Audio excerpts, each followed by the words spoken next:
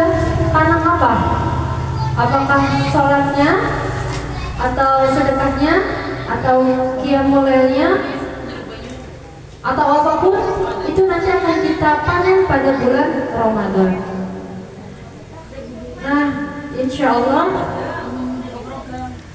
sebelum kita memasuki bulan Ramadan, marilah saya mengajak ibu-ibu sekalian untuk membersihkan diri kita, membersihkan hati kita. Karena dengan membersihkan diri dan membersihkan hati, insya Allah kita akan bisa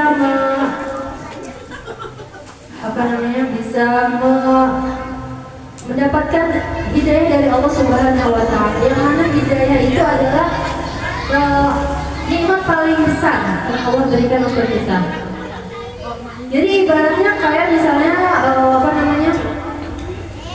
gelas yang kotor itu kalau diisi air putih, kira-kira ibu kan minumnya, ya kan? Nah begitu pula dengan hati yang kotor tidak akan bisa menerima hidayah dari Allah Subhanahu Wa Taala. Maka dari itu, marilah mulai dari hari ini, mulai dari sekarang kita bersihkan, kita sucikan hati kita, lepaskan segala dendam atau iri hati, dengki, ya atau rasa sakit hati yang mungkin pernah ibu-ibu disakiti orang lain, kemudian masih sakit sampai hari ini. Nah itu dilepaskan aja, ya dimaafkan orang-orang tersebut sehingga hati kita lebih legowo, misalnya kan. Nah insya Allah dengan hati yang bersih, dengan hati yang ikhlas, kita akan dapat menjalani bulan puasa dengan maksimal. Amin ya robbal alamin. Nah ibu-ibu, mungkin di sini saya akan menjelaskan tentang fikih puasa ya Bu ya. Mungkin pasti kita udah pernah tahu, cuman di sini saya akan mengingatkan kembali agar ibadahnya nanti lebih afdol lagi, jadi lebih yakin lagi dengan puasanya. Di sini saya akan mengambil daripada kitab takrib. Kitab takrib ini adalah kitab fikih yang biasa diajarkan di pesantren-pesantren. Kita mulai ya Bu ya. Bismillahirrahmanirrahim. Wa syara'itu wujubis siyami. Yang pertama dibahas yaitu adalah syarat-syarat wajibnya puasa. Jadi dalam ibadah itu ada namanya syarat dan ada namanya rukun. Apa bedanya? Bedanya kalau syarat itu adalah hal-hal yang dilakukan atau dipenuhi di luar ibadah. Kayak misalnya contohnya syarat sholat, apa pertama? Wudu, ya kan, bersuci dari hadas, ya. Terus memakai pakaian yang bersih. Nah itu adalah syaratnya. Kemudian ada lagi namanya rukun. Rukun itu ada di dalam ibadah.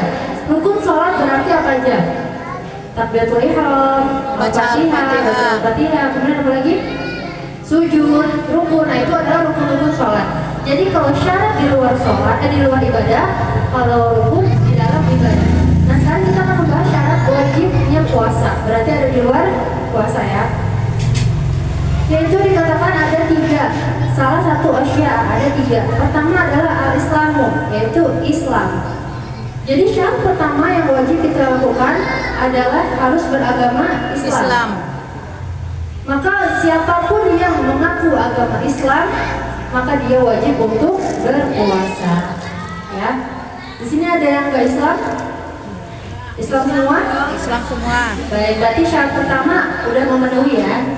Kemudian yang kedua adalah wal bulugh dan balik. Balik itu adalah batas seseorang ditetapkan untuk melakukan syariat Islam. Jadi misalnya yang tadinya nggak wajib sholat menjadi wajib sholat. Nah itu ada batasnya namanya balik ya. Seseorang itu dikatakan harus wajib melaksanakan syariat ketika sudah balik. Adapun tanda-tandanya sudah tahu kan? Tanda-tandanya nggak perlu dijelasin? Udah. Tahu ya? Ya. Oke. Di sini ada yang belum balik? Udah. Oke, ibu tadi sudah balik ya. Ya, berarti syarat kedua sudah memenuhi. Nah, kemudian yang ketiga yaitu adalah wal aqlu wal qudratu 'ala shaumi, yaitu berakal dan mampu untuk berpuasa. Jadi dia berakal, kadang ada yang berakal tapi dia nggak mampu berpuasa. seperti apa contohnya? Seperti sedang Sakit. ya kan? Dia berakal, dia punya akal, cuman dia lagi sakit, dia nggak mampu untuk puasa, maka dia tidak wajib untuk puasa. Jadi berakal dan yang mampu untuk berpuasa. Kemudian itu adalah syarat-syaratnya puasa ya. Nah selanjutnya dijelaskan lagi wal itu shaumi dan fardunya puasa. Fardunya puasa itu ada arba'atu asya, ada 4 perkara. Pertama apa? An-niyat, yaitu niat. Jadi sebelum kita berpuasa itu harus niat terlebih dahulu. Biasanya itu pada waktu sahur ya, setelah sahur. Jadi setelah makan sahur baru kita niat puasa. Bagaimana niatnya? Nawaitu Ramadan an adai fardhi syahri Ramadan hadis sanati fardulillahi ta'ala. Nah kemudian gimana kalau misalnya lupa niat? Ya kalau lupa niat ya nggak bisa kalau apa namanya puasa fardu. Nah tetapi pada kalimat yang sering kita baca nawaitu Ramadan an adai fardhi itu kan ada hadis sanati ya pada tahun ini. Jadi itu bisa kalau sebagian ulama mengatakan itu bisa untuk 1 bulan gitu. Jadi misalnya, nah kita lupa untuk sahur gitu kan, tapi kita udah pernah niat sebelumnya kan, nah itu bisa. Nah selanjutnya yang kedua yaitu wal imsaku anil akli wasyurbi, yaitu menahan daripada makan dan minum. Jadi fardu puasa yang kedua adalah menahan daripada makan dan minum. Kemudian wal jima'i dan berhubungan badan, berta'ammudil qai'i dan muntah yang disengaja. Nah kita menahan daripada hal-hal tersebut, menahan makan, menahan dari makan, kemudian menahan dari minum, itu termasuk adalah fardunya puasa. Nah sekarang waladhi yuftiru bihi as-shaimu asyratu asya. Adapun hal-hal yang membatalkan puasa, nah apa aja nih? Yang pertama yaitu ma wasala amdan ila jaufi, apa-apa yang masuk ke dalam lambung secara disengaja. Contohnya apa? Makan kan masuk ke lambung ya. Pokoknya apapun yang masuk ke lambung secara sengaja maka membatalkan puasa. Nah kalau misalnya nggak sengaja gimana? Kalau nggak sengaja iya, makanya nggak apa-apa karena di sini kata-katanya yaitu dengan amdan, yaitu dengan sengaja. Yang kedua yaitu walhuknatu fi ahadis sabilaini, yaitu disuntiknya salah satu dari 2 lubang, yaitu kubur dan dubur. Tahu kan kubur dan dubur? Ya. Jadi kalau misalnya dimasukkan salah satu lubang itu juga membatalkan puasa. Kemudian yang ketiga waqai'u amdan, yaitu muntah yang disengaja. Jadi kalau muntahnya nggak sengaja batal nggak? Enggak.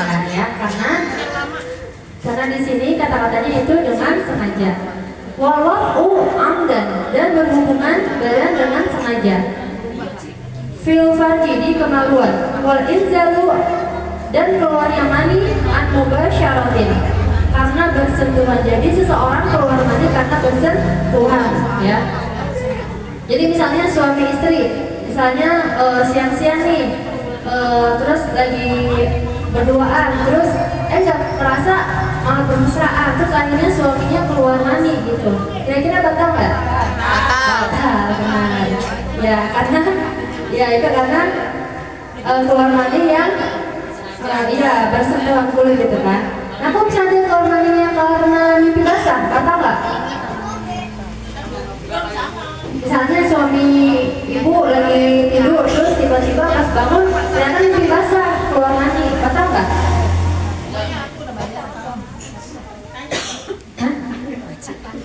Kemarin kan dijelasin sama Ustaz Aziz, ingat nggak?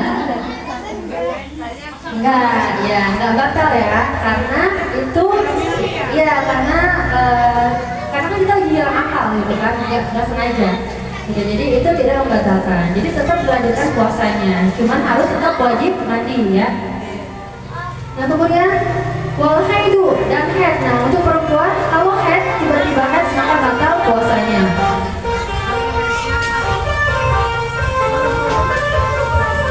Kemudian wanifasi puasa. Wal jununu dan gila. Nah, gila. Misalnya tiba-tiba tadi siang waras, pas sorenya gila, langsung batal puasanya, ya. Ada nggak kira-kira kayak gitu? Ada. Nah, kemudian yang terakhir itu waridatu dan murtad. Nah, murtad juga membatalkan puasa. Jadi ada berapa yang membatalkan puasa tadi menurut kitab takrif? Ada 10, ya. Yaitu masuknya sesuatu ke dalam lambung disengaja, kemudian masuknya dari salah satu dua lubang kubur atau dubur dengan sengaja, kemudian muntah dengan sengaja, bersetubuh dengan sengaja, keluar mani dengan sengaja, haid, nifas, gila, murtad, ya. Kemudian setelah yang membatalkan puasa, di sini dijelaskan wa yustahabu dan disunahkan fisaumi di dalam puasa. Salah satu asya'a, yaitu ada 3 perkara. Apa yang disunahkan dalam puasa? Yang pertama adalah ta'jilul fitri, yaitu menyegerakan berbuka. Jadi sunnah untuk seorang muslim, muslimat, mukminat, kalau misalnya sudah waktunya maghrib, sudah waktunya buka, maka harus segera dibatalkan, ya. Dengan apapun itu, misalnya lagi di perjalanan, gak ada makanan, kira-kira batalinnya gimana? Gak ada minuman di perjalanan, kita di perjalanan misalnya. Apa yang bisa? Baca doa aja. Tapi kan harus segera batal.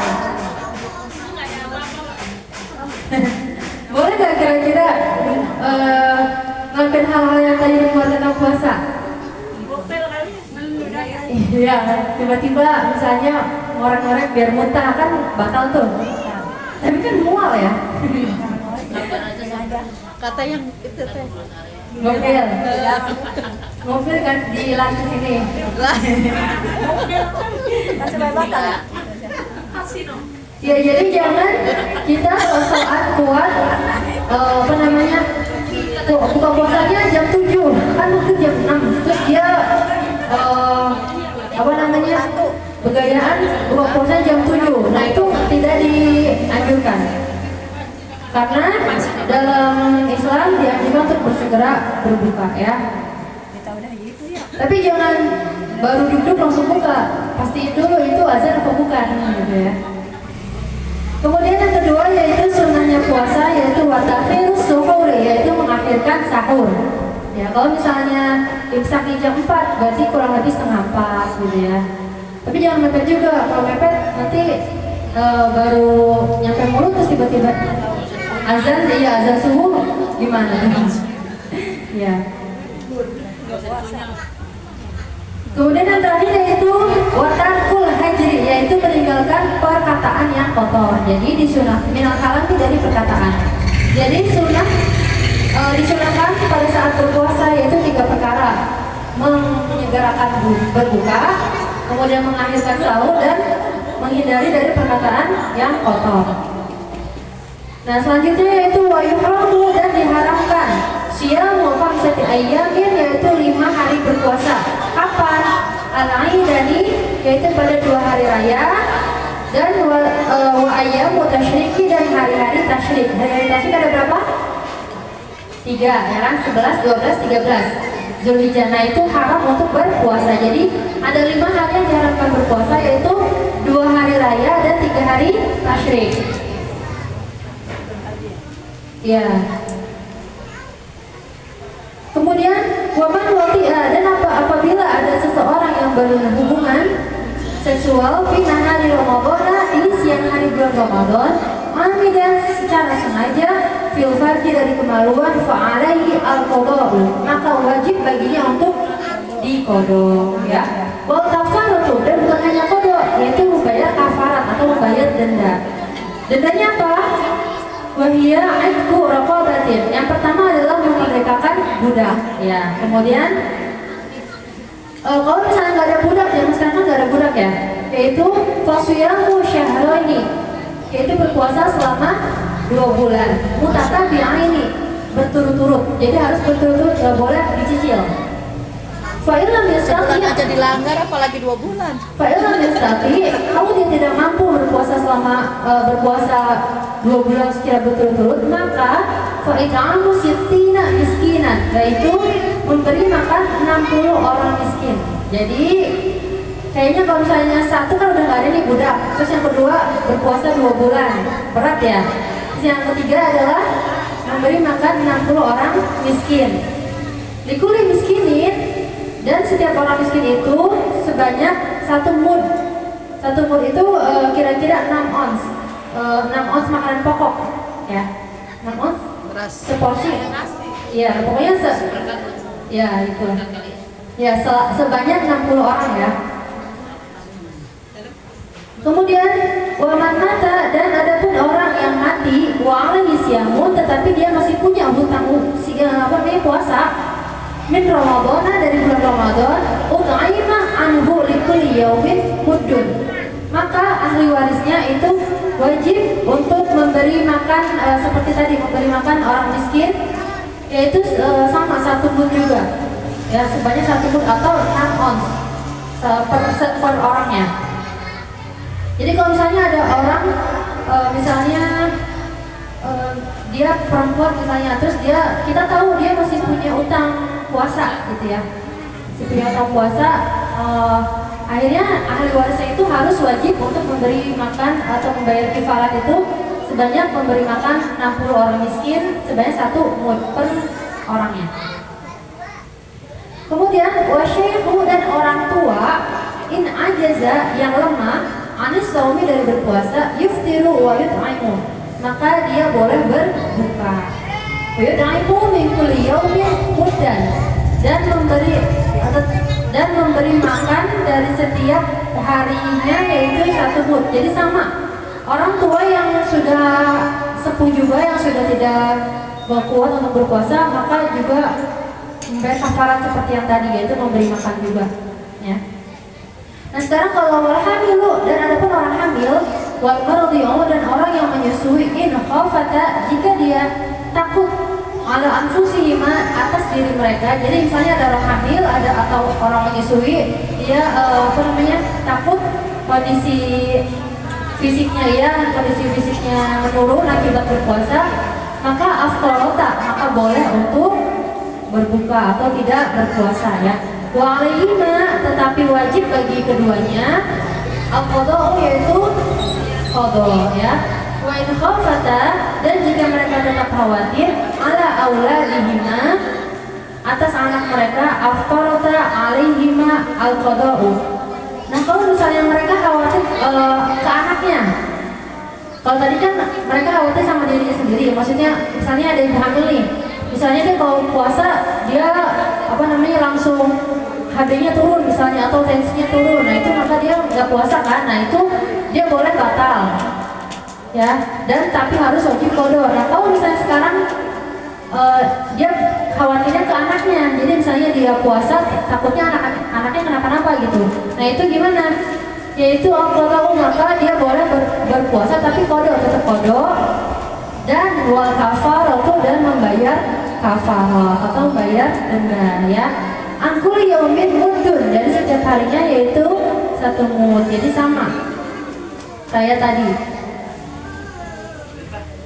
Nah sekarang wal maridu, dan orang yang sakit, wal musafiru, dan orang yang musafir, safaron, dari bepergian, tawilan, yang panjang, yuftironi, yaitu maka boleh keduanya untuk berbuka, waya ubiyani, dan wajib baginya untuk mengqadha. Jadi kalau orang yang sakit dan orang yang safar itu boleh batal puasanya dan hanya wajib untuk mengqadha, tapi tidak untuk membayar kifarat ya.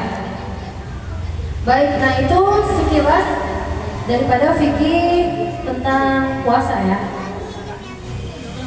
Nah jadi dari sini kita lebih ingat lagi ya, apa itu syaratnya puasa, kemudian yang membatalkan puasa tadi apa aja, kemudian yang disunahkan juga apa aja, tadi sudah kita bahas ya. Nah ibu-ibu biasanya kalau buka puasa doanya apa? Allahumma lakasumtu ya.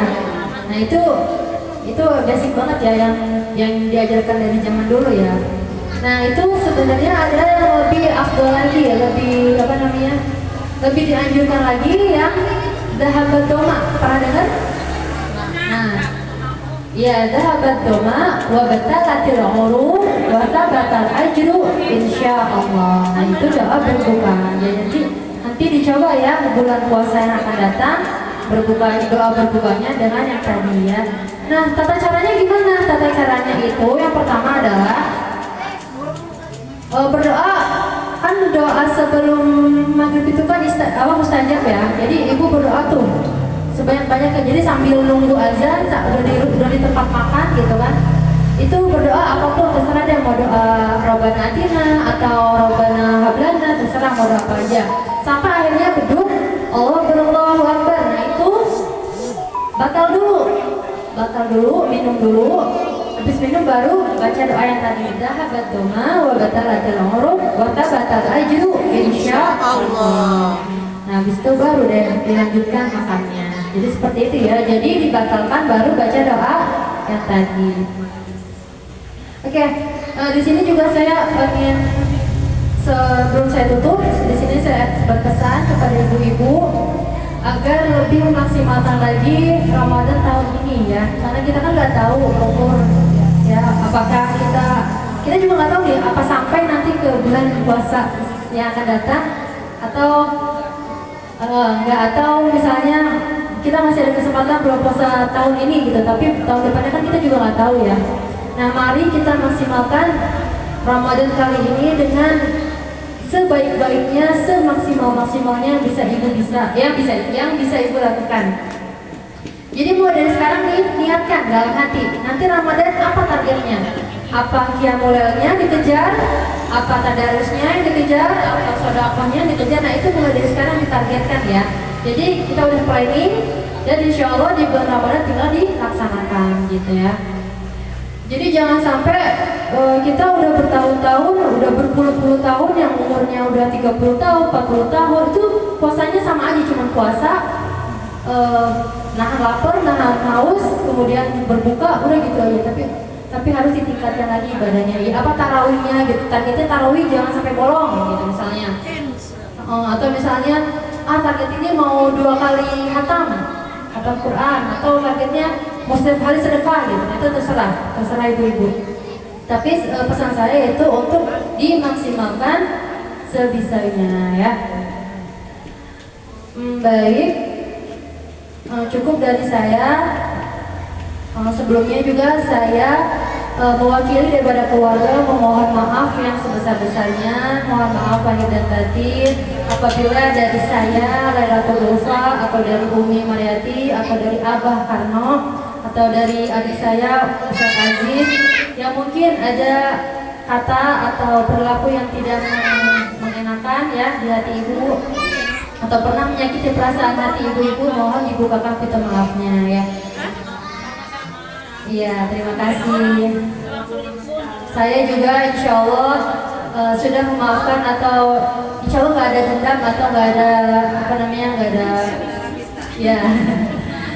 Jadi mungkin sebelum cucuran kita itu dulu kali ya, salam-salaman kali ya, musafahan dulu ya. Iya, supaya jadi nol lagi ya, gitu, mulai dari nol. Baik, kurang lebihnya mohon maaf dari saya.